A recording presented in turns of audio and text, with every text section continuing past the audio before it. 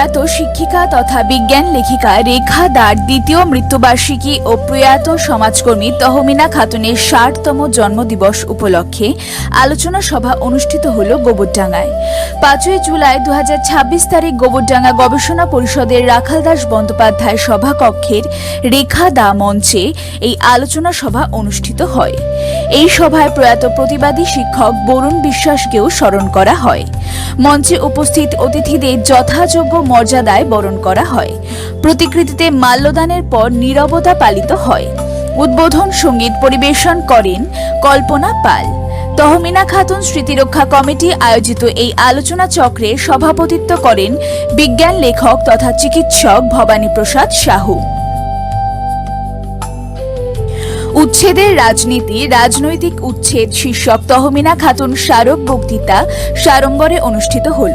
বহু দর্শক শ্রোতার উপস্থিতিতে পরিপূর্ণ সভাকক্ষে বিশিষ্ট মানবাধিকার নেতৃত্ব সুজাত ভদ্রের তথ্য ও তত্ত্ব সমৃদ্ধ বক্তব্যের মধ্যে দিয়ে এই আলোচনা চক্রের সূত্রপাত হয়।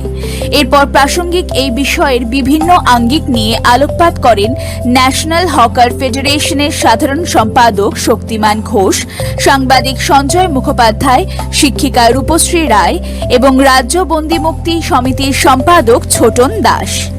উপস্থিত অনেক ব্যক্তিত্ব এই আলোচনা সভায় সাগ্রহে অংশগ্রহণ করেন। এই অনুষ্ঠানে গ্রাম বাংলার খবর পত্রিকার পক্ষ থেকে সম্পাদক দিলীপ রায় তহমিনা খাতুনের প্রতিকৃতি স্মৃতিরক্ষা কমিটির সম্পাদক সুকুমার মিত্রের হাতে তুলে দেন। পাশাপাশি আবৃত্তি পরিবেশন করেন সাধনা মজুমদার ও পরিমল কান্তি ঘোষ। সঙ্গীতে ছিলেন কুমকুম মুখোপাধ্যায়। সবশেষে সকলকে ধন্যবাদ জানান প্রবীণ সমাজকর্মী কালীপদ সরকার।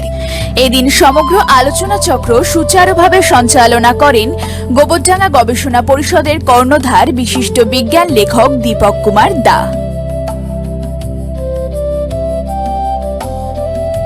সুদিন গোলদারের রিপোর্ট, নিউজ প্রতিধ্বনি, উত্তর ২৪ পরগনা।